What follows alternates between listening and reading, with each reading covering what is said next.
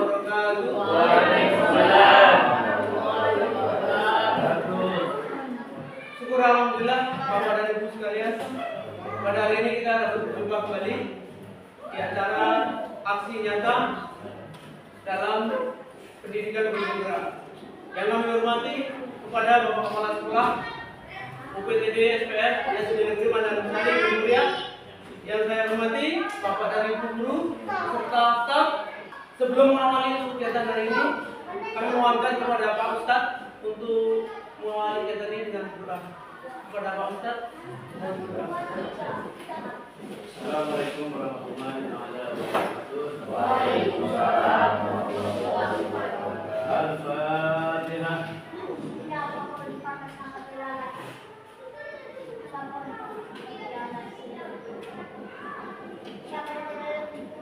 أعوذ بالله من الشيطان الرجيم بسم الله الرحمن الرحيم الحمد لله رب العالمين والعاقبة للمتقين والصلاة والسلام على أشرف الأنبياء والمرسلين وعلى آله وصحبه أجمعين اللهم أحسن عاقبتنا يا الله في الأمور كلها وأجرنا من خزي الدنيا وعذاب الآخرة اللهم اغفر لنا ذنوبنا ولوالدينا وارحمهما كما ربيانا صغيرا برحمتك يا ارحم الراحمين اللهم انصرنا يا نصار فانك خير الناصرين واغفر لنا يا فتاح فانك خير فاتح واغفر لنا يا غفار فانك خير غافر وارحمنا يا رحمن فانك خير رحيم ورزقنا يا رزاق فإنك خير الرازقين وارنا يا الله ونجنا من القوم الظالمين ربنا يا الله هب لنا من أزواجنا وذرياتنا قرة أعين واجعلنا للمتقين إماما ربنا يا ربي آتنا في الدنيا حسنة وفي الآخرة حسنة وقنا عذاب النار إن الله وملائكته يصلون على النبي يا أيها الذين آمنوا صلوا عليه وسلموا تسليما وصلى الله على خير خلقه سيدنا محمد وعلى آله وصحبه أجمعين والحمد لله رب العالمين. السلام عليكم ورحمة الله تعالى وبركاته. Waalaikumsalam warahmatullahi wabarakatuh. Baik, terima kasih doanya dari Pak Ustadz ya, mudah-mudahan memberikan kekuatan bagi kita dan juga memberikan motivasi untuk kita terus memperbaiki agar nanti kedepannya bisa bermanfaat untuk anak kita. Yang kedua, mohon untuk sambutan ataupun juga nasihat dari pimpinan kita, Bapak Kepala Sekolah, Bapak Maman, silakan. Terima kasih Pak. Assalamualaikum warahmatullahi wabarakatuh. Waalaikumsalam warahmatullahi wabarakatuh. Syukur alhamdulillah kita panjatkan kepada Allah Subhanahu wa taala yang mana sampai saat ini kita masih diberikan umur panjang, kesehatan serta nikmat yang tak terhingga sehingga kita masih bisa melaksanakan tugas-tugas baik yang bertujuan untuk mencerdaskan anak didik kita. Salawat beserta salam dan berdoa kepada Nabi Muhammad sallallahu alaihi wasallam yang mana beliau salah satu teladan umat manusia yang ada di bumi, sehingga sampai saat ini kita masih bisa mengikuti sama. Amin amin ya rabbal alamin. Yang saya hormati Bapak Ibu Dewan Guru SD Negeri Mandar Sari Mulia, yang saya hormati Ibu Staf SD Negeri Mandar Sari Mulia yang telah hadir, walaupun dalam hal ini sama-sama Pak Beker yang masih atau yang sedikit dikasih peluang lulus dalam tahap ke-10, walaupun masih ada di bawahnya yang masih antri, namun yakinlah yang antri itu juga akan terpanggil juga, sama halnya seperti Pak Beker yang sekarang ini masih melaksanakan program guru penggerak di angkatan 10 ini. Semoga dengan adanya hal-hal yang disampaikan oleh Pak Beker ataupun teman yang lainnya menjadi inspirasi kita semua. Semoga kita ke depannya yang lebih baik lagi. Nah mungkin hanya ini yang bisa saya sampaikan kepada Bapak Ibu semua, terutama sama Pak Begen, harus tetap semangat, ya, karena ini adalah hal-hal yang baik untuk masa depan kita bersama. Dan mungkin hanya ini saja yang bisa saya sampaikan. Saya akhiri, wabillahi taufiq wal hidayah. Assalamualaikum warahmatullahi wabarakatuh. Waalaikumsalam warahmatullahi wabarakatuh. Baik, terima kasih kepada Bapak Kepala Sekolah yang memberikan nasihat dan juga motivasinya. Mudah-mudahan juga menjadi sumber kekuatan kita untuk tetap berusaha memperbaiki diri, mengembangkan diri agar nanti ke depannya bersama demi kepentingan murid. Bapak dan Ibu semuanya, perkenalkan hari ini saya untuk berbagi pemahaman tentang salah satu modul yang ada di pendidikan guru penggerak. Dalam hal ini modul yang ingin kami sampaikan yaitu tentang budaya positif. Oleh karenanya saya meminta waktu kepada Bapak Kepala Sekolah dan juga rekan-rekan sekalian untuk mengawali kegiatan ini. Izin Bapak Ibu ya.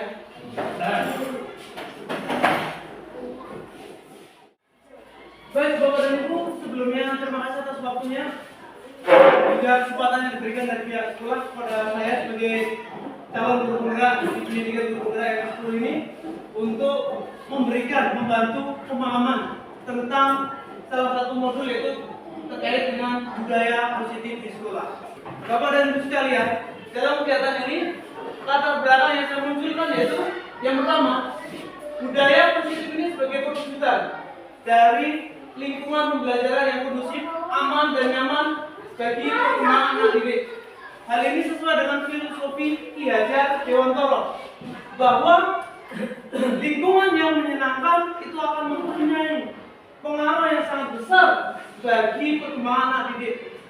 Mereka harus punya aman, nyaman, dan juga merasa bahwa dia senang untuk dia belajar di sekolah.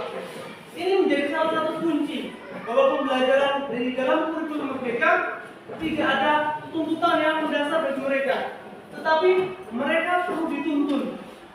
Kalau ibarat pepatah yang disampaikan oleh Ki Hajar Dewantara bahwa pendidikan atau sebagai seorang pendidik, kita ini diibaratkan sebagai tukang kebun atau tukang petani. Kita hanya mampu untuk melakukan penuntunan, baik itu ada merawat, memelihara, menyiram, dan sebagainya.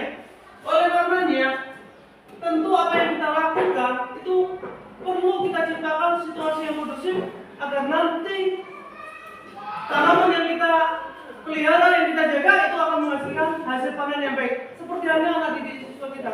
Ya, mudah-mudahan dia akan mencapai pada potensi maksimal mereka akan menjadi manusia-manusia yang bermanfaat ke depannya. Yang kedua, Bapak dan Ibu, semua warga sekolah tentunya pasti punya partisipasi aktif dan juga punya peran penting dalam suksesnya penerapan budaya positif di sekolah. Jadi tidak hanya difokuskan pada satu orang saja atau satu pihak saja, namun secara keseluruhan bahwa komponen itu saling terkait, saling berkolaborasi dan juga saling bekerja sama.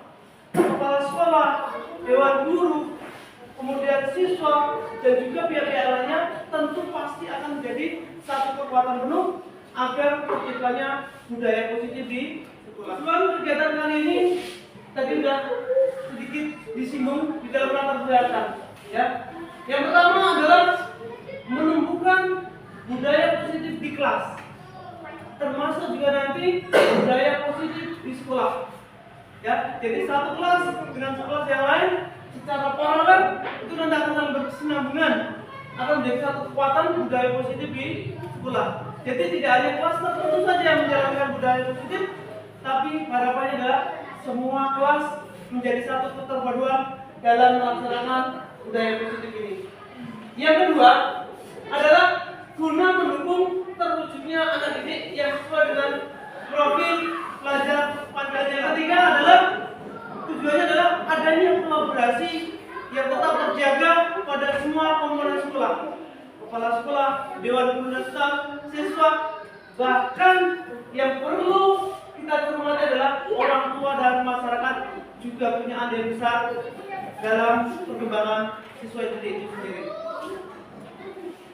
Ukur yang akan dicapai salah satunya adalah yang pertama, menumbuhkan adanya keyakinan kelas yang dibuat antara guru dan siswa. Keyakinan kelas ini kalau selama ini kita kenal dengan peraturan sekolah. Kalau peraturan sekolah pada awalnya dulu hanya dibuat dari guru saja. Tetapi dalam keyakinan kelas ini, peraturan-peraturan tersebut itu menjadi satu kesatuan antara guru dan siswa. Mereka punya satu kesepakatan. Jadi kalau guru yang hanya menetapkan aturan itu, maka seolah-olah siswa yang akan terikat. Tapi ketika guru bersama siswa membuat satu keyakinan, membuat satu peraturan, maka itu akan menjadi kunci kebersamaan. Kesepakatan yang harus mereka jalani bersama. Yang kedua, adanya menumbuhkan kesadaran menjalankan nilai kebajikan secara universal sesuai dengan profil pelajar Pancasila. Ada nilai-nilai kebajikan yang akan nanti diterapkan dalam budaya positif tersebut. Ya, ada nilai-nilai yang disepakati, baik itu di kelas, di sekolah, di masyarakat. Nilai tersebut nilai yang universal, nilai yang diakui secara bersama-sama. Yang ketiga, tolak ukur bikinnya juga sama, tentang antara kolaborasi antara warga sekolah, dari sekolah-sekolah, guru, siswa, orang tua, masyarakat dalam menegakkan penerapan budaya positif ini. Jadi selain warga sekolah, sarana prasarana juga perlu kita berikan. Dalam bentuk apa? Poster ataupun juga nanti dalam bentuk kalimat afirmasi. Itu perlu kita tempel di beberapa titik. Agar apa?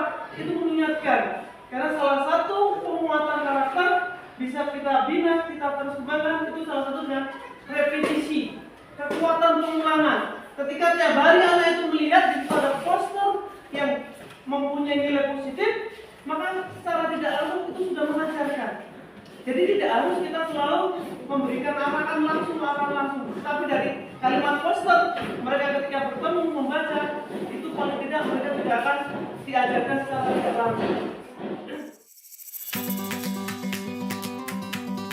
Bapak Ibu ada sudah mengenal kalimat ini? Belum atau sudah? Belum. Baik, budaya positif ya. Yang nanti kita akan kenalkan pada inti pokoknya adalah ada beberapa poin. Yang pertama adalah disiplin positif dan nilai kebajikan universal itu sendiri. Yang kedua nanti ada teori motivasi, hukuman, dan juga konsekuensi dan penghargaan. Inti positif yang berikutnya adalah kita akan memahami bagaimana 5 kebutuhan dasar manusia yang melekat pada peserta didik. Yang berikutnya adalah adanya keyakinan kelas yang akan menjadi kesepakatan bersama. Yang berikutnya nanti ada 5 posisi kontrol guru dalam kita menghadapi siswa. Dan yang terakhir adalah bagaimana ketika ada masalah kita akan selesaikan dengan segitiga restitusi. Kita lanjutkan.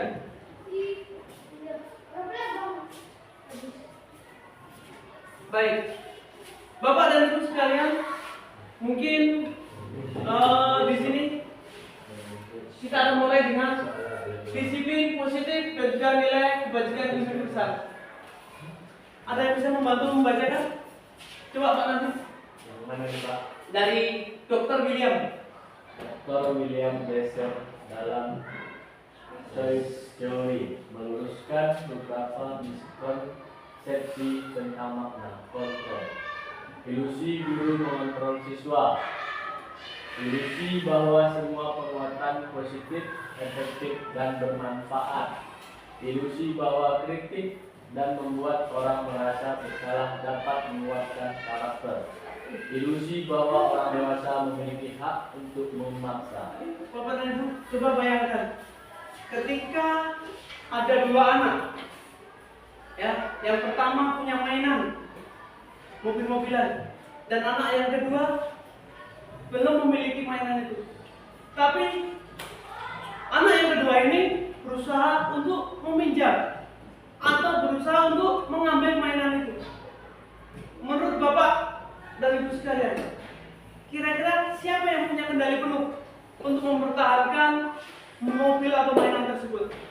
Apakah yang punya mobil mainan ataukah yang mau meminjam atau yang mau merebut? Siapa yang punya kendali? Iya. Yang meminjam. Kalau sekarang yang meminjam Pak. Paksa. Sekarang gitu. Baik, tapi kalau kita simpulkan, yang meminjam itu paksa. yang punya mobil-mobilan punya kendali. Yang mau meminjam atau merebut juga punya kendali. Di antara mereka kendali ini juga nanti akan saling bersinggungan. Mana yang lebih kuat? Kalau secara intrinsik yang punya mobil antara dua, saya serahkan atau saya pertahankan. Yang merebut juga sama. Saya merebut dengan kuat atau saya menyerah, tidak saya lanjutkan. Disitulah makanya ada makna kontrol. Ya, kendali sesuatu itu bergantung pada kekuatannya masing-masing. Oleh karenanya Bapak dan Ibu, tadi disampaikan oleh Pak Nadri ada beberapa ilusi tentang kontrol. Sama seperti halnya bahwa kita punya pandangan ilusi guru mengontrol siswa. Mari kita baca kalimat ini Bapak dan Ibu. Coba bantu. Ada yang bisa membantu? Ilusi mengontrol siswa.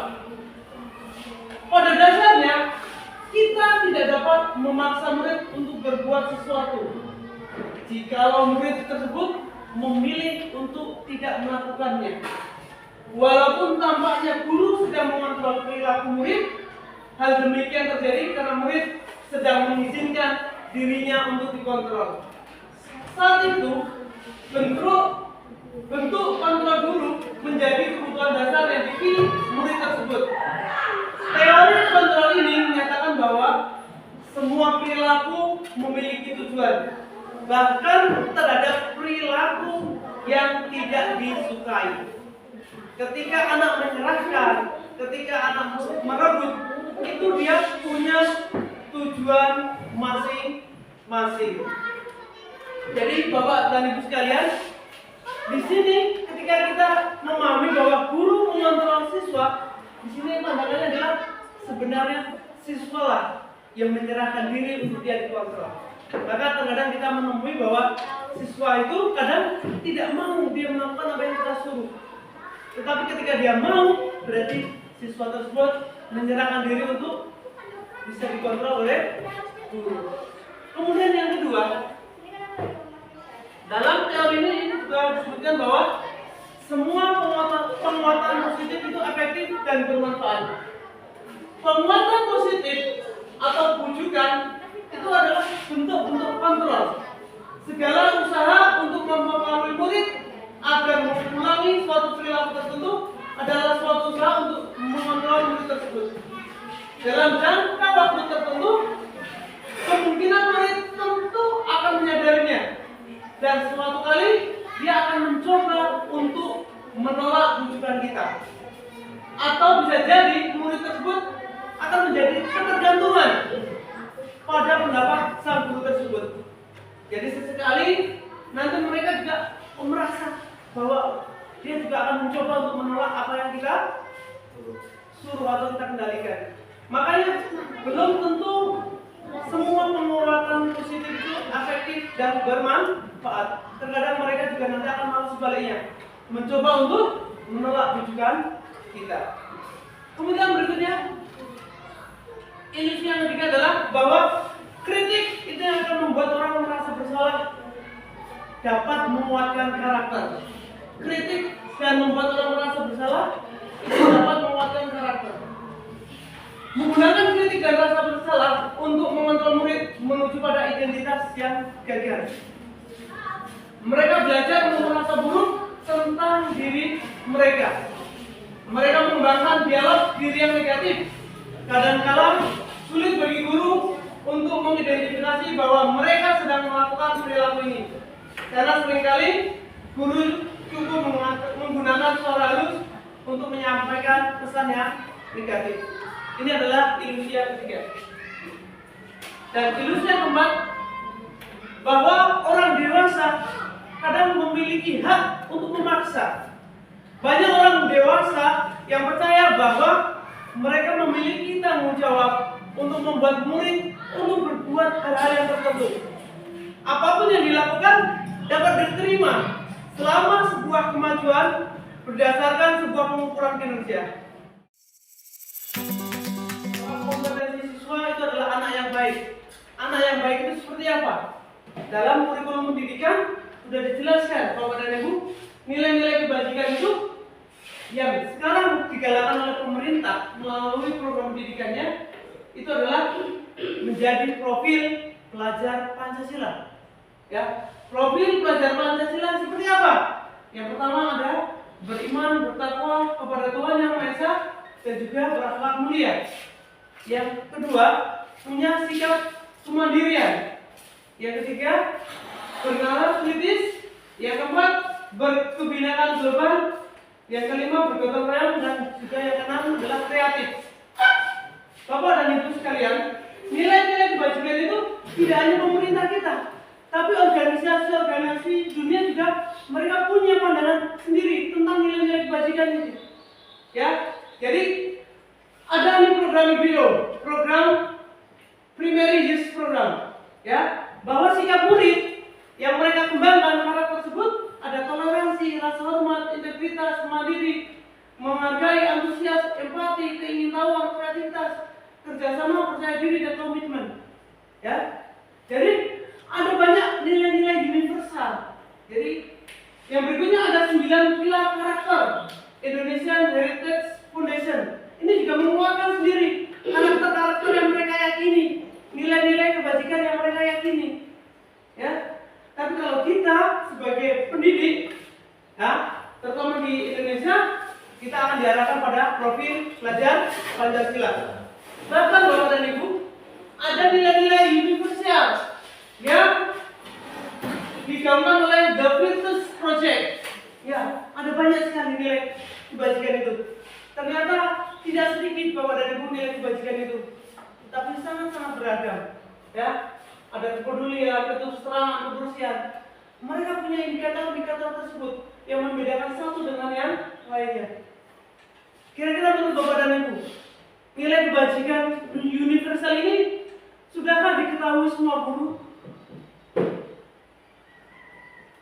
Atau cukup beberapa persen dirangkum dalam profil pelajar Pancasila? Ya, jadi sebenarnya kalau kita mengangkat nilai, nilai itu luas, kompleks. Ya, jadi seperti halnya mungkin di sini ada rasa hormat, tanggung jawab, pengabdian, bijaksana. Itu semuanya banyak.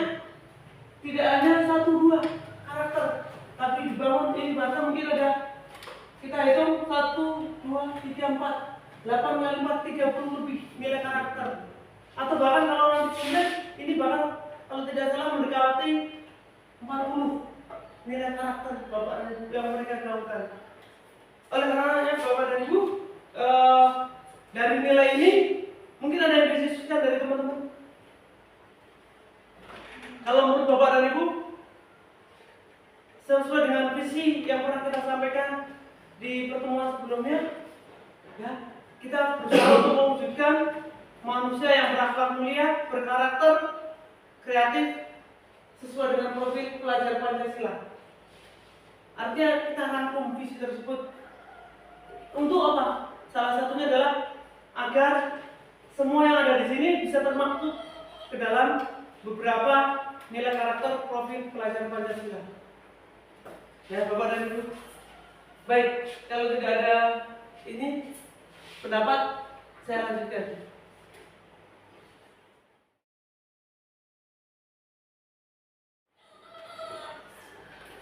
Baik, disiplin. Kita akan masuk pada materi disiplin. Ada bisa bantu Pak Budiman untuk membacakan? Disiplin. Ketika mendengar kata disiplin, apa yang terbayang di benak Anda? Apa yang terlintas di pikiran Anda? Kebanyakan orang akan menghubungkan kata disiplin dengan kata tertib, teratur, dan kepatuhan pada peraturan. Kata disiplin juga sering dihubungkan dengan hukuman, padahal itu sungguh berbeda. Karena belajar tentang disiplin positif tidak harus dengan memberi hukuman.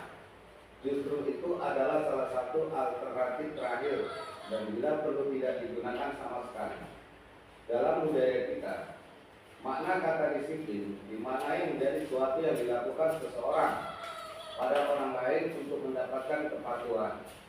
Kita cenderung menghubungkan kata disiplin dengan ketidaknyamanan. Bagaimana menurut Bapak dan Ibu? Kalau kita dengar disiplin, mungkin hampir mirip dengan pernyataan ini. Ya, tata tertib, kemudian teratur, patuh pada peraturan. Ya, tapi nanti ada juga kata disiplin yang akan dikaitkan dengan hukuman. Padahal itu sungguh berbeda. Karena nanti ketika kita belajar tentang disiplin positif, sebenarnya hukuman ini adalah pilihan terakhir agar orang tersebut mampu dan mau untuk melaksanakan disiplin positif itu sendiri. Jadi tidak perlu dia dihukum, tidak perlu dia dipaksa, tapi paling tidak nanti muncul kesadaran dalam diri tersebut. Sadar sendiri lagi. Iya, betul Pak Ustaz.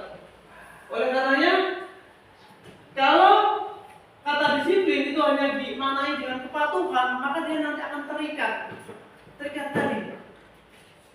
Tata tertib, harus teratur dan sebagainya. Tetapi nanti pada salah satu kata kuncinya adalah adanya hukuman itu tidak diperlukan. Karena ketika kita tidak mampu untuk melaksanakan disiplin, sebenarnya kita mungkin di situ padanya akan dihukum, ya kan? Tapi paling tidak dengan adanya kita sudah tahu bagaimana makna disiplin itu sendiri, maka kita sebenarnya akan menjalankan itu dengan baik. Itu salah satu makna di sini. Mungkin ada pendapat yang lain, Bapak dan Ibu, tentang disiplin itu sendiri. Kembali kepada masing-masing. Baik, Bapak dan Ibu ya. Jadi mungkin di situ kita sepakat Bapak dan Ibu ya. Terkadang kalau kita berpikir dengan disiplin, terkadang kita merasa ada yang namanya ketidaknyamanan. Betul Bapak dan Ibu? Tapi mudah-mudahan nanti ke depan, ketika kita memahami bahwa disiplin positif itu tidak harus dengan adanya rasa ketidaknyamanan, tapi paling tidak dengan kesadaran yang terbentuk dalam diri masing-masing. Ya. Baik, sebenarnya Bapak dan Ibu, disiplin ini juga sebenarnya adalah bagaimana cara kita mengontrol diri dan bagaimana kita menguasai diri untuk memilih tindakan yang mengacu pada nilai-nilai yang kita hargai agar tercapai tujuan mulia yang diinginkan. Jadi kalau kita sudah paham dengan nilai-nilai ataupun juga hal-hal yang sudah kita percayai bahwa itu baik, saya yakin orang tersebut akan melaksanakan hal terbaik tersebut. Tetapi kalau hal itu belum mampu dia pahami, belum mampu dia mengontrol diri, mungkin hal itu yang perlu dikembangkan kembali pada diri individu tersebut. Kemudian Bapak dan Ibu, seseorang yang memiliki disiplin itu berarti mereka bisa bertanggung jawab terhadap apa yang dilakukannya. Karena mereka mendasarkan kegiatan tersebut, tindakan mereka pada nilai-nilai kebajikan universal tersebut. Dalam hal ini Ki Hajar Dewantara sudah menyebutkan. Mungkin bisa membantu Pak Norman apa yang disampaikan Ki Hajar Dewantara tentang makna disiplin ini. Pertanggungjawaban atau Veran atau apa itu? Ini bahasa Belanda.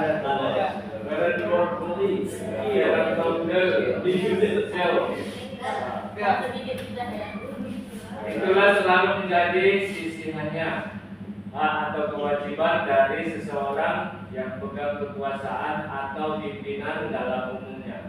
Adapun artinya tidak lain ialah orang tadi harus mempertanggungjawabkan dirinya serta tertibnya laku diri dari segala hak dan kewajibannya. Baik Bapak dan Ibu, tentu hal ini salah satunya adalah keterkaitan antara disiplin itu akan mengikat pada hak dan kewajiban seseorang. Sebagai pendidik, tujuan kita adalah menciptakan anak-anak yang nanti punya disiplin diri, sehingga mereka nanti bisa berperilaku dengan mengacu nilai-nilai kebajikan universal dan juga memiliki motivasi intrinsik, bukan motivasi ekstrinsik.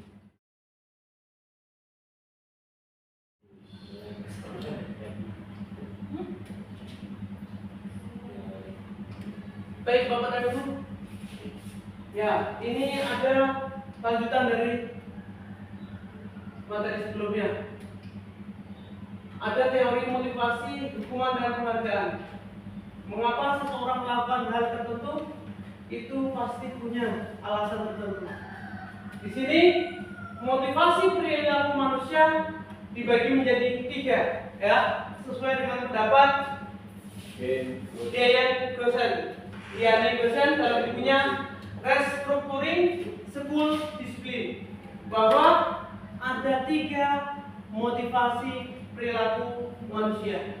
Yang pertama, perilaku manusia yang pertama adalah untuk menghindari ketidaknyamanan atau hukuman. Jadi kadang kita melakukan sesuatu itu karena berpatokan pada ini, rasa aman dan tidak nyaman, ataukah ada hukuman atau tidak ada hukuman. Yang kedua, apa yang kita lakukan juga nanti di situ punya salah satu tujuan, yaitu untuk mendapatkan penghargaan, reward, atau sejenis pengakuan daripada orang lain. Ya. Kemudian yang ketiga, itu kita sudah meyakini, kita sudah menjadi dan menghargai diri sendiri dengan nilai-nilai yang sudah kita percaya. Jadi kalau kita sudah melakukan tersebut, kita sudah percaya bahwa itu baik, bahwa itu benar, ya memang itu saya lakukan. Tetapi ada juga kegiatan itu yang karena saya untuk menghindari ketidaknyamanan tadi, bahwa saya jangan sampai kena hukuman. Saya datang bukan karena ada hukuman yang harus saya hindari, ataukah bahwa saya datang karena saya untuk mendapatkan penghargaan yang banyak dari pimpinan dan sebagainya, ataukah dari pengakuan bahwa kita datang lebih baik daripada yang lain. Bukan karena pengakuan, bukan karena hukuman, tetapi paling tidak kita adalah menjadi diri sendiri yang menghargai dengan nilai-nilai yang kita yakini, nilai-nilai kebajikan tadi di awal. Oleh karena itu Bapak dan Ibu, perlu kita pahami bahwa motivasi ini di antara ketiga ini mana kira-kira menurut Bapak dan Ibu yang berasal dari dalam diri dan mana yang kira-kira berasal dari luar?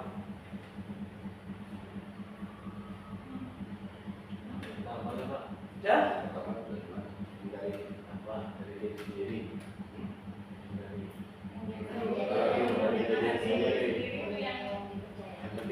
Menjadi dan menghargai diri sendiri ini dari dalam diri, intrinsik. Ya, baik. Kalau yang ekstrinsik dari luar, mendapat penghargaan, pengakuan dan juga adanya, ya, mendapat penghargaan, pengakuan dari orang lain dan juga menghindari ketidaknyamanan atau hukuman dari orang lain pula, ya kan? Jadi itu adalah faktor-faktor yang disebut sebagai faktor luar. Dan yang menghargai diri sendiri ini adalah faktor dari dalam diri.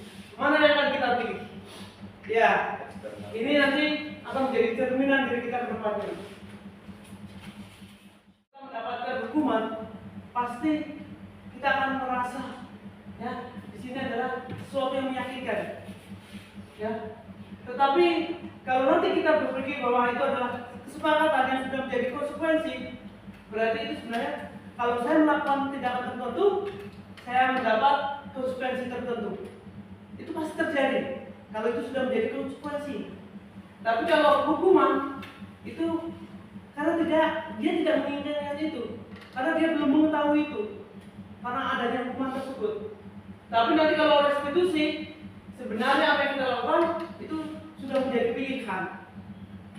Ya, jadi di antara ketiga ini antara hukuman, konsekuensi dan restitusi itu berbeda-beda.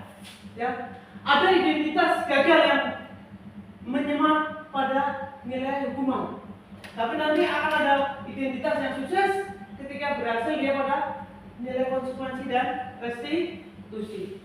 Bapak dan Ibu sekalian, ya, ketika ada hukuman ini, maka terkadang ada rasa tidak nyaman untuk anak, dan itu juga akan berlaku untuk yang jangka panjang. Ya, kadang-kadang dia menyimpan sesuatu karena dia pernah dihukum dan sebagainya. Tetapi nanti kalau konsekuensi itu hanya membuat konsekuensi bahwa dia, ya, karena saya tidak melakukan itu, maka saya punya konsekuensi yang harus saya lakukan. Dan itu biasanya hanya bersifat jangka pendek. Kenapa? Dia sudah menyadari karena kesalahan itu dia tahu tanggung jawab apa yang dia lakukan. Tetapi nanti yang ketiga, dia sebagai penguatan pilihan. Saya punya alternatif yang lain untuk memperbaiki tersebut. Jadi tidak karena hukuman saja, tetapi karena ada solusi yang didapatkan dari kegiatan tersebut. Terkadang nanti Bapak dan Ibu, ya, ini murid akan merasa tersakiti pada konsekuensi, murid akan dibuat tidak nyaman, tapi nanti pada restitusi itu akan dibuat penguatan. Mengapa Anda melakukan itu?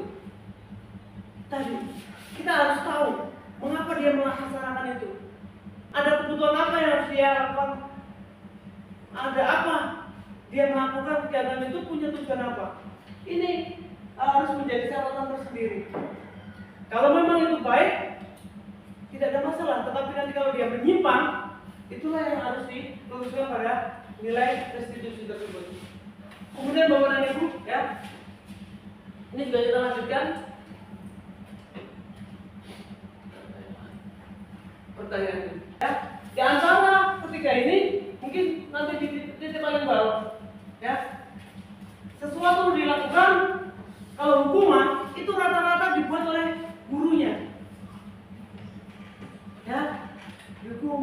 Mungkin anak melakukan kesalahan, berdiri di bawah bendera. Sebenarnya anak itu tidak tahu bahwa dia akan dihukum di bawah bendera. Tapi nanti kalau konsekuensi pelanggaran tersebut itu sudah dibicarakan antara guru dengan anak. Ketika kamu terlambat masuk ke kelas karena bermain dan sebagainya, dia tahu konsekuensi yang harus dia lakukan.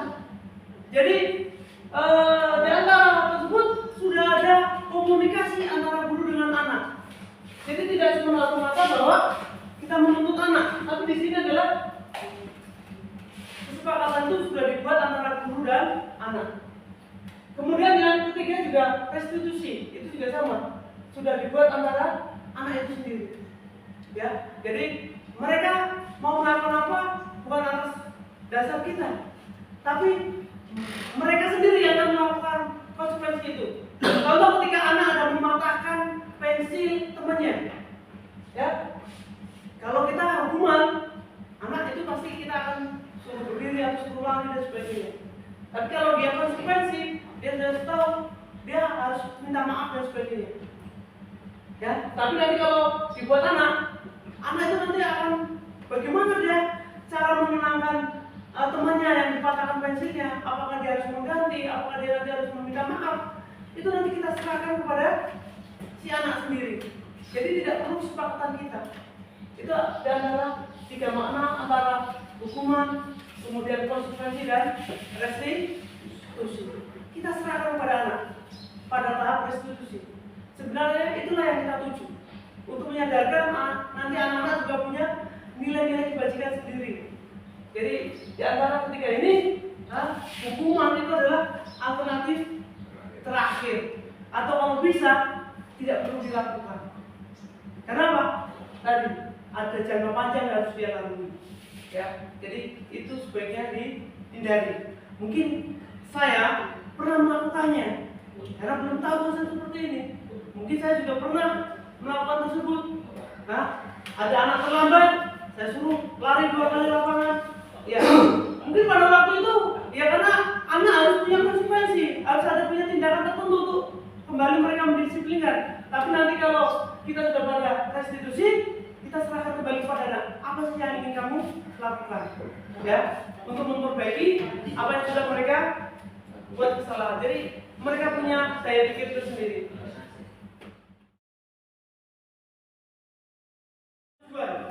Tujuan itu paling tidak karena ada kebutuhan dasar yang melekat pada manusia.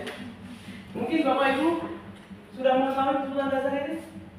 Kira-kira kebutuhan kita?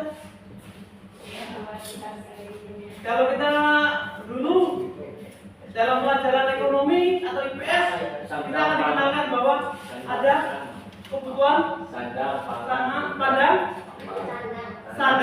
pangan, papan, ya, kebutuhan primer.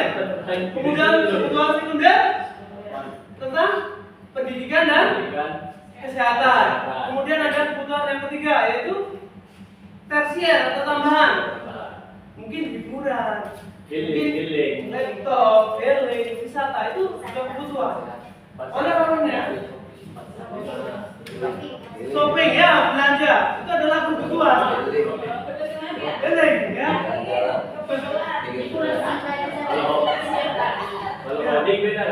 Ya, kita akan lanjutkan pada kebutuhan dasar manusia. Ya. Baik, ini ada 5 kebutuhan dasar manusia yang akan mereka penuhi. Yang pertama adalah kebutuhan bertahan hidup. Tentu Bapak dan Ibu memahami ini betul.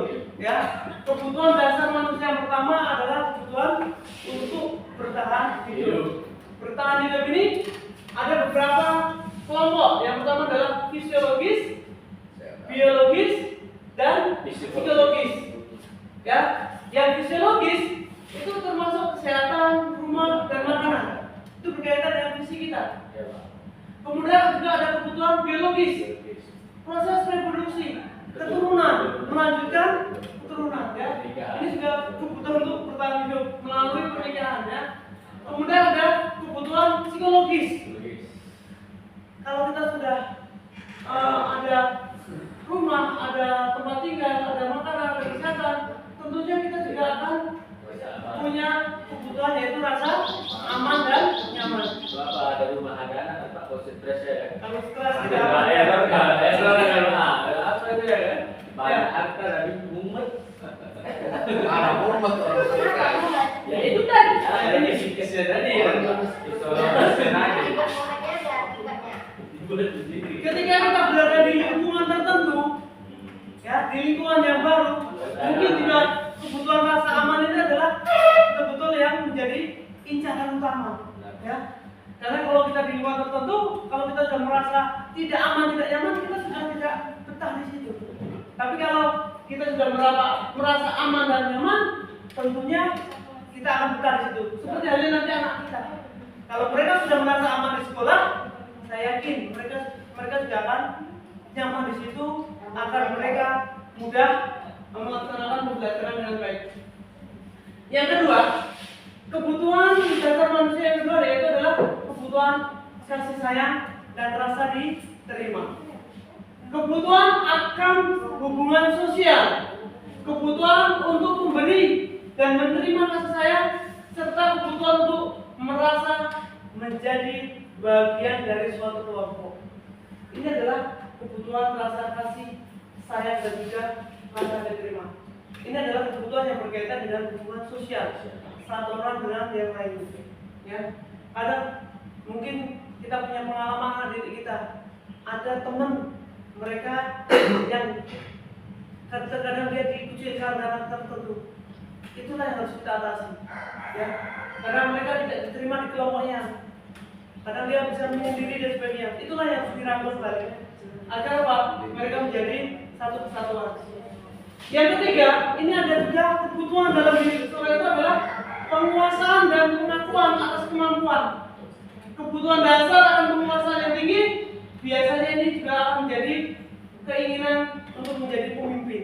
Ya, di antara anak kita juga ada seperti itu. Dia punya penguasaan, ingin menguasai temannya. Ya, dia ingin menjadi pemimpin di antara mereka.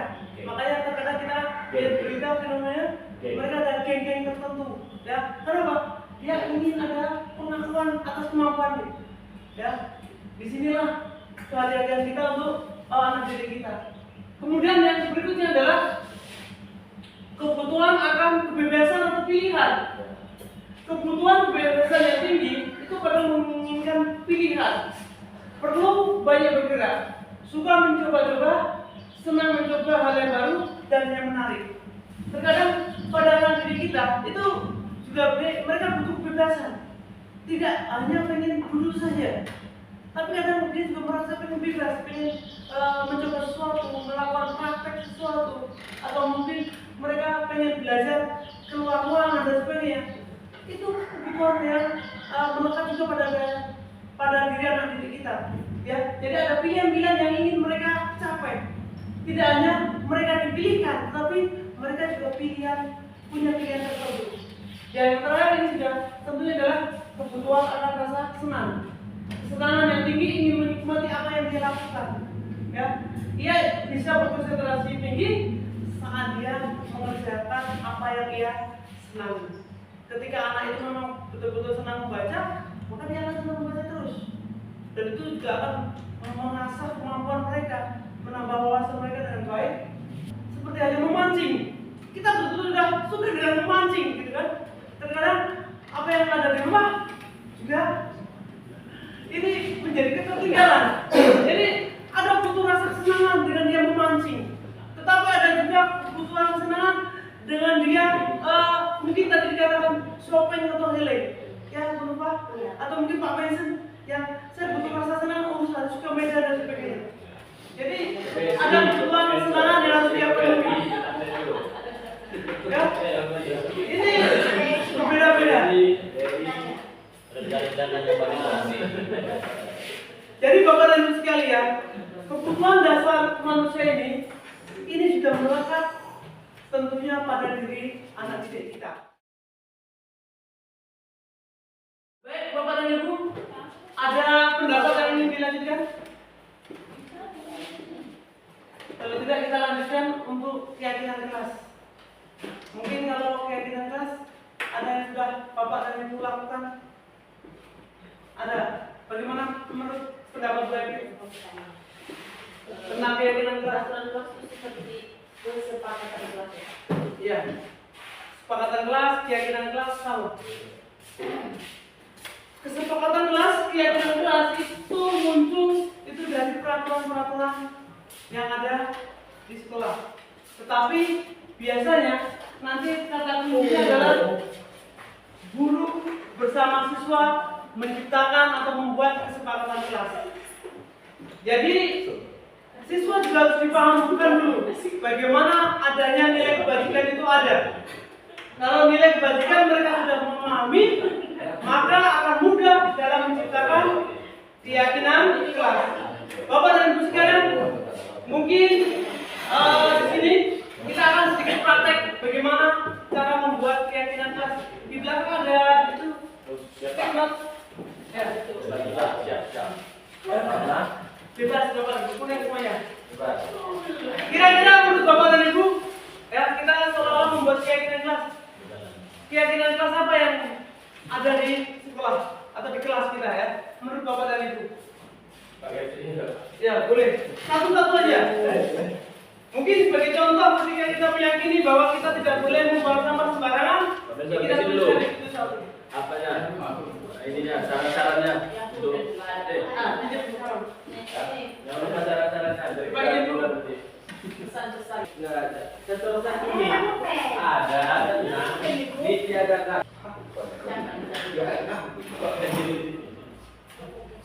Dia kan CGP, saya belum. Kalau ini ya. Baik Bapak dan Ibu ya, keyakinan kelas ini adalah pernyataan universal umum, ya, yang harus mudah dipahami, mudah diingat, dan harus diterapkan dalam lingkungan sekolah. Artinya apa? Ada kesepakatan bersama, ya. Karena di situ harus diterapkan. Kalau harus diterapkan, berarti harus ada kesepakatan agar tadi tidak menjadi sebagai bentuk hukuman, tapi paling tidak adalah bentuk restitusi apa yang harus mereka lakukan. Kemudian tentunya nanti Bapak dan Ibu sekalian ketika membuat keyakinan kelas, mungkin kelas 1 dengan kelas 2 boleh berbeda, tapi tidak boleh keluar jalur dari nilai kebajikan yang ada. Satu aja Bapak dan Ibu. Nah ini, oke. Mengerjakan tugas tepat waktu. Ya. Ya. Permisi bergantian 2 orang. Oke, baik. Kalau Bapak dan Ibu kira-kira apa yang Bapak Ibu kenal tentang keyakinan kelas?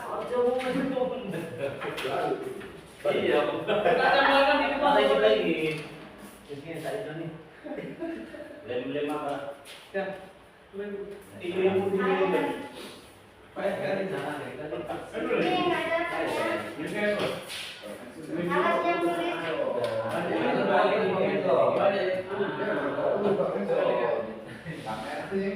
Tarik dulu kali. Biar menarik dia ini. Biar apa dia? Dan cakrawalanya itu di apa kan? Cakra. Baik. Kesal.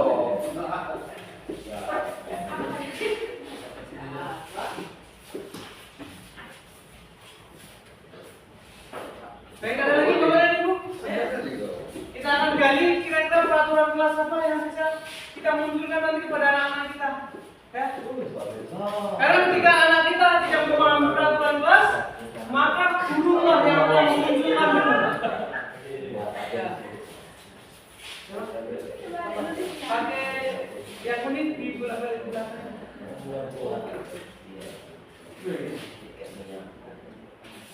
Tiket sekali ini Pak. Harus lanjut bikin. Berpikir. Baca Pak. Ada lagi? Ini turun dulu nih. Pak bisa bikin jangan maju semua ke depan gitu.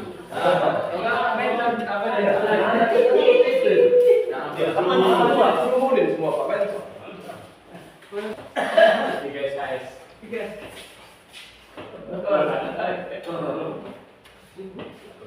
Dosennya dunia tadi. Apa? UGM. SPDGR ini.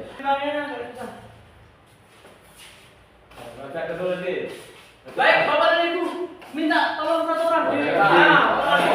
Di sini saya akan membacakan keyakinan kelas ataupun perjanjian peraturan di dalam kelas antara murid dengan guru. Yang pertama ada permisi secara bergantian dengan 2 orang. Ada lagi yang mengatakan menjalankan piket sesuai jadwal yang telah ditentukan. 2. Selalu menjaga kebersihan lingkungan sekolah. Selanjutnya, mengerjakan tugas tepat waktu. Membiasakan 4 kata ajaib. Maaf, tolong, permisi, dan terima kasih. Selanjutnya, tepat waktu masuk ke dalam ruang kelas.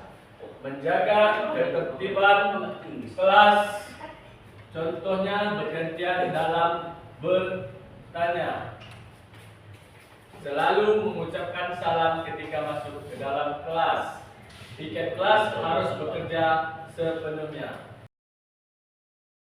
Ketika ini sudah menjadi kesepakatan pada siswa, maka akan kita berikan pemahaman bahwa apa yang mereka yakini ini itu termasuk pada nilai kebajikan apa, agar nanti mereka mudah mengingat. Kalau menurut Bapak dan Ibu, sebagai kita misalkan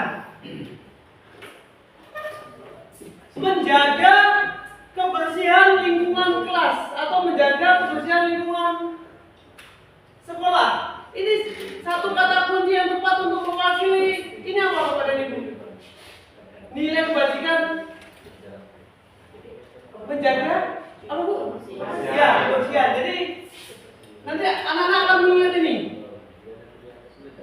Nah, ketika kebersihan dia menjaga kebersihan lingkungan atau membuang sampah pada tempatnya. Itu akan menjadi poin-poin tertentu yang Bapak akan yakini dengan anak didik. Jadi kalau mereka sudah mengingat apa keyakinan kelas kita, apa kesepakatan kita, Apa nilai kebajikan yang kita munculkan? Kebersihan, kebersihan. Bahwa saya harus menjaga kebersihan lingkungan kelas. Itu mereka harus diingatkan ke situ. Yang berikutnya yang kedua. Ini ada tepat waktu masuk ruang kelas atau mengerjakan tugas tepat waktu. Kata kunci yang Disiplin. apa? Disiplin. Disiplin ya. Nah ini Budis. ya. Nanti untuk item-item indikatornya nanti ibu boleh tuliskan di bawahnya untuk kesepakatan kelas tersebut ya. Jadi disiplin waktu. Tepat masuk saat ke ruang kelas. Disiplin. Kemudian mengerjakan tugas tepat waktu ya, baik. Apa itu? Disiplin. Kemudian berikutnya, selalu mengucapkan salam ketika masuk. Kira-kira berkaitan dengan apa ini? Kesopanan. Kesopanan, sopan santun. Baik. Ada. Jadi ya, coba. Ada juga boleh. Tergantung nanti bapak dengan anak mau menuliskan apa. Apakah kesopanan ataukah adab dan perilaku. Ya monggo boleh. Ya. Baik. Nanti ketika anak-anak sudah membuat peraturan kelas tersebut atau membuat keyakinan kelas tersebut, nanti bapak perlu mengenerasi agar mereka nanti memahami nilai kebajikan apa yang harus mereka sepakati untuk mereka jalankan bersama untuk menciptakan budaya positif tersebut, Pak. Jadi di sini ketika kita sudah memilih nilai kebajikan kebersihan, dia akan ingat turunannya. Ketika mereka sudah ingat dengan kata disiplin, mereka sudah akan ingat turunan dari disiplin itu apa saja. Saya harapkan nanti Bapak mungkin ketika membuat ini, ya boleh jangan sampai nanti terlewat banyak harus dituliskan ada berlembar-lembar, tapi cukup pada individu tertentu yang bisa dipakai sehari-hari mereka untuk mengontrol mereka. Jadi tidak harus dibuat di sini kalau tadi nilai kebajikan ada 40, dibuat 40 semuanya. Ya mungkin daya tangkap mereka, daya paham mereka, mengingat mereka juga mungkin ada keterbatasan. Mungkin di sini perlu mewakili beberapa nilai kebajikan yang harus mereka amalkan. Baik Bapak dan Ibu, di sini Bapak dan Ibu ya, dalam keyakinan kelas itu turunannya adalah dari peraturan kelas tadi. Baru akan memunculkan pada keyakinan kelas. Kalau sudah memunculkan keyakinan kelas, maka dia akan memunculkan pada keyakinan tingkat sekolah. Jadi kelas dengan kelas sudah sama. Kalau sudah itu berarti akan memunculkan budaya positif. Kalau budaya positif ada, maka di situ adalah lingkungan yang kondusif bagi anak untuk belajar atau lingkungan yang menyenangkan sesuai dengan filosofi Ki Hajar Dewantoro. Ketika mereka aman, nyaman, mereka akan senang belajar, maka akan memudahkan untuk mengembangkan proses kemampuan mereka menjadi lebih baik lagi. 5 posisi kontrol guru. 5 posisi kontrol guru. Mungkin perlu diingat kembali. Kira-kira Bapak dan Ibu pada 5 posisi ini, ya, kira-kira Bapak Ibu lebih banyak yang mana sebelumnya? Coba minta bantuan untuk yang pertama, Pak Norman. Ada 5 posisi kontrol guru menurut DNA Dosen. Yang pertama adalah sebagai penghukum. Silakan Pak, mungkin dijelaskan. Seorang penghukum bisa menggunakan hukuman fisik maupun verbal. Jadi hukuman itu bisa dia fisik, bisa dengan ucapan. Ini adalah sebagai penghukum.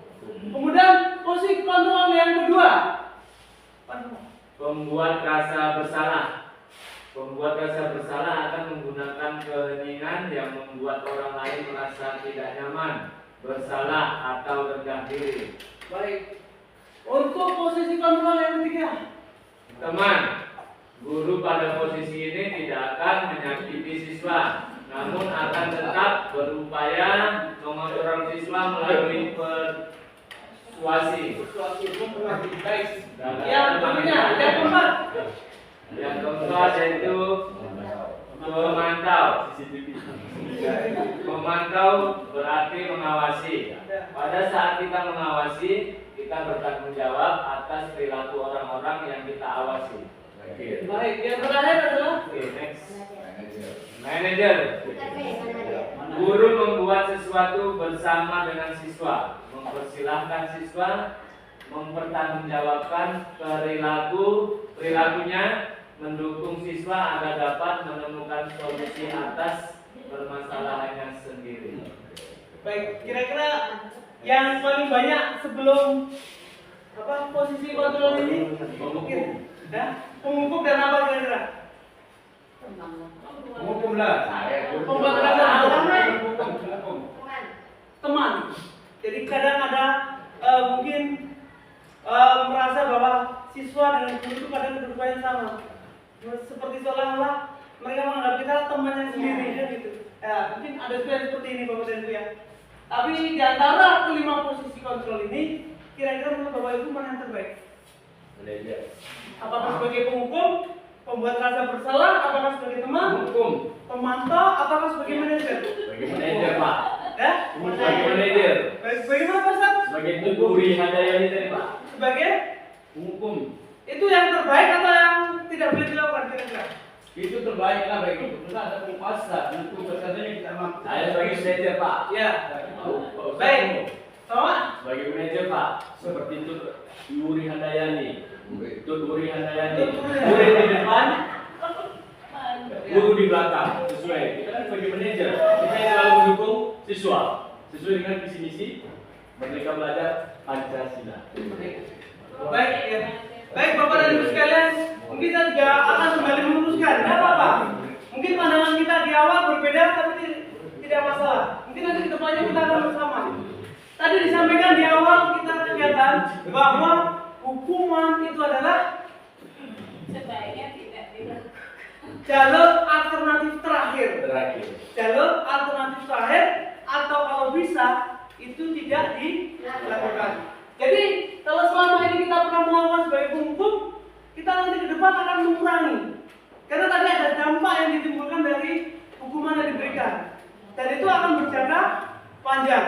Oleh karenanya Bapak dan Ibu, tepat ya tadi disampaikan bahwa posisi kontrol guru itu paling tepat adalah pada posisi manajer. Kenapa? Guru berbuat sesuatu itu bersama siswa.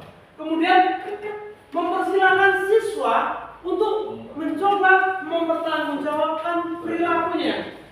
Dan yang berikutnya adalah mendukung siswa itu agar dapat menemukan solusi atas permasalahannya sendiri. Jadi kita dukung di situ. Ya, mungkin posisi manajer itu hampir sama mungkin nanti antara pemantau, teman dan bersalah untuk menjadi satu. Ya Bapak dan Ibu, tapi tidak langsung dia sekaligus memberikan hukuman. Hukuman itu adalah terakhir. Kalau memang anak itu tidak bisa sama sekali dibentuk, itu adalah terakhir. Dan itu pun kalau bisa sebaiknya dihindari atau tidak dilakukan. Kalau memang masih bisa untuk membuat mereka rasa bersalah, ya kita buat di situ.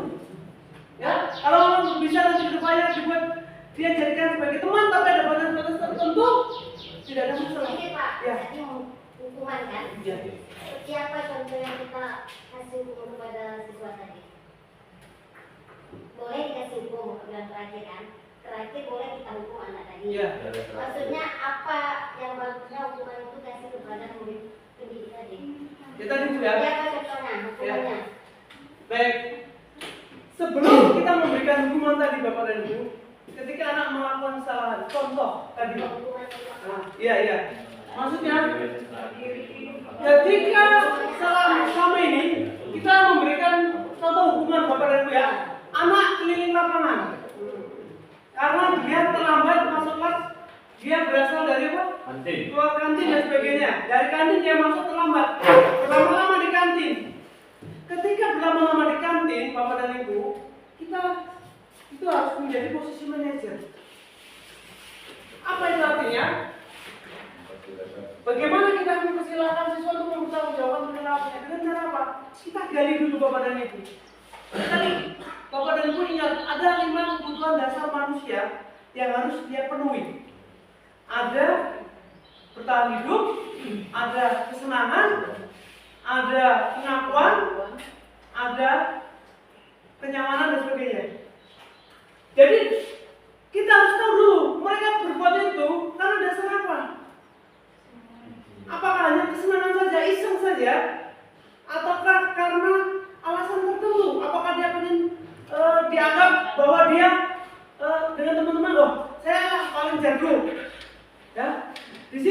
dan Ibu harus kembali menyadarkan dia. Jadi di sini kita harus mencoba untuk menjadi manajer. Sebelum dia melakukan hukuman itu harus dia konsekuensi dengan dirinya sendiri. Jadi tidak boleh kita yang menentukan. Kamu harus melakukan apa, untuk apa, itu harus dia sendiri. Iya. Apa yang dia harus untuk mempertanggungjawabkan ini tadi? Jangan disakiti betul. Ya. Disuruh bersihkan kamar mandi itu nggak boleh kan? Ya itu tergantung dari siswa itu sendiri. Konsekuensi apa yang mereka hadirkan? Bisa. Ya. Bisa dikasih penonton. Itu sih psikis namanya. Gimana Bu? Misalnya hukuman gini, udah kamu apa Pancasila itu 1 sampai 5 boleh kan? Ya.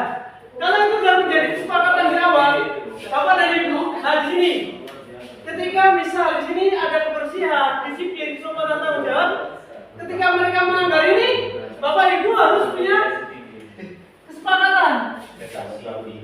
Perjanjian. Nah, kalau memang kesepakatan tadi sudah dibicarakan dengan siswa, itu namanya bukan hukuman lagi. Itu akan menjadi konsekuensi, ya. Itu akan menjadi nilai konsekuensi Bapak dan Ibu. Kalau sudah menjadi konsekuensi, dia artinya sadar. Ketika saya terlambat masuk, maka saya harus ini, ya.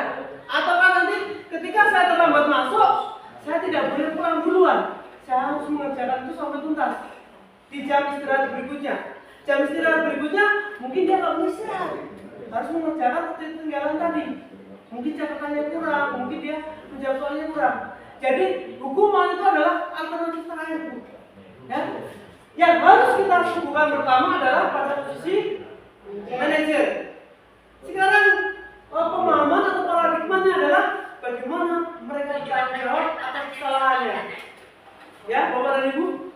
Jadi tidak semata-mata mereka harus langsung mendapatkan hukuman. Ya. Terima kasih. Ada pendapat lagi Bapak dan Ibu?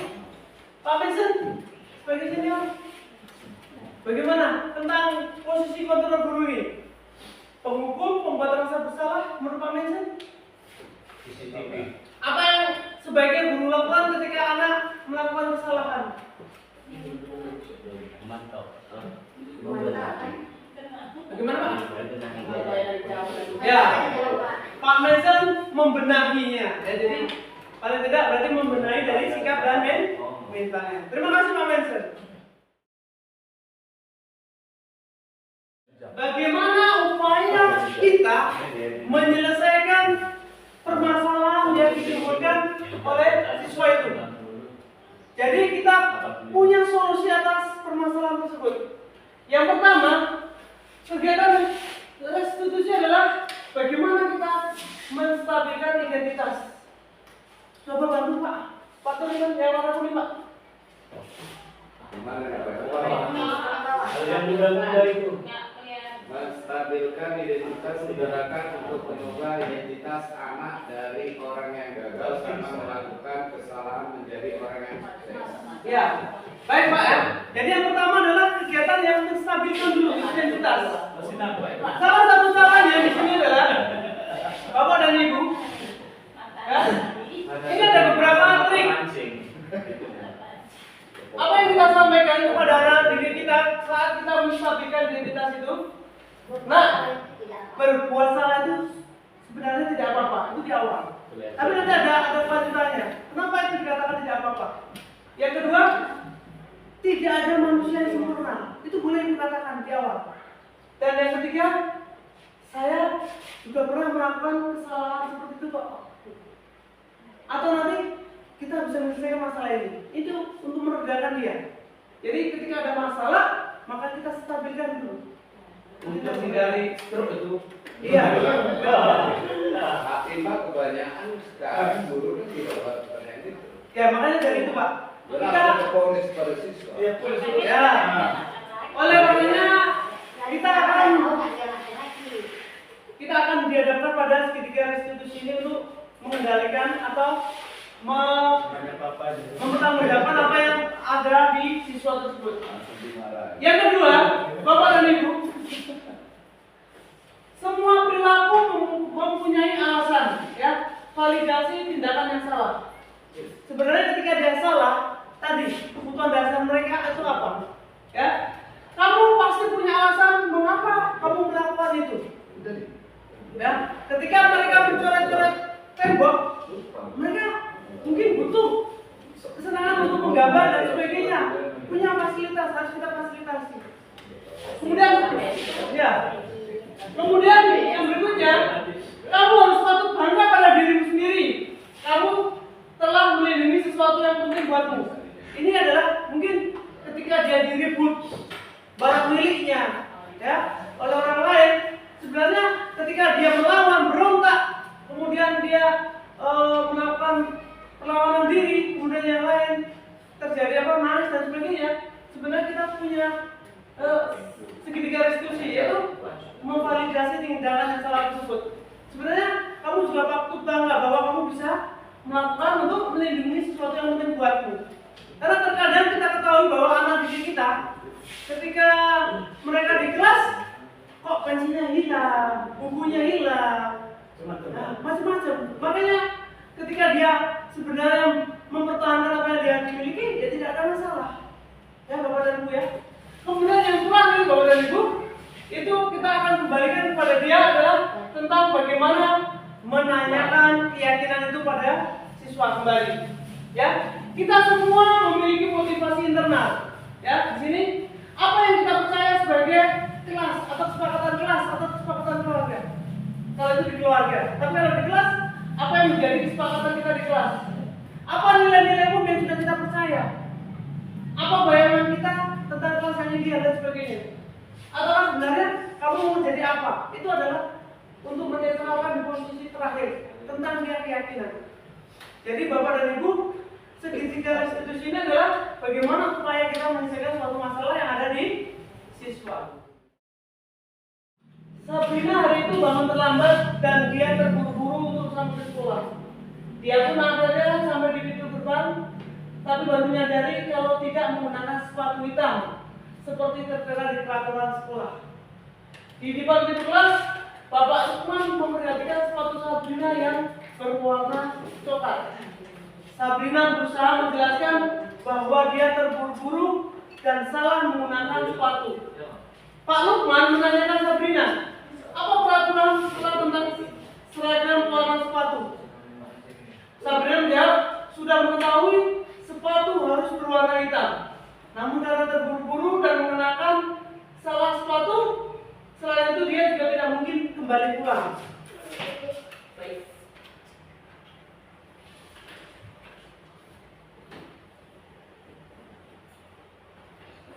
Dia tidak mungkin kembali pulang karena rumahnya yang jauh sekali.